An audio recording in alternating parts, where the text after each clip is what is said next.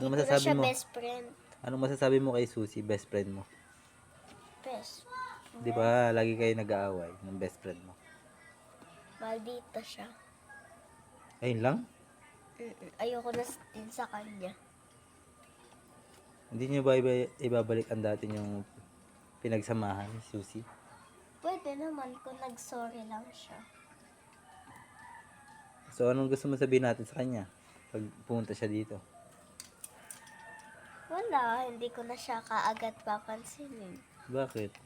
Dahil yung ngipin mo ba hindi pantay, ganun ba? Tito! Ayoko na. Ayaw niya na makipag-interview. Ayaw niya na i-interview siya. Ayaw niya sumikat. Ang pangat ko.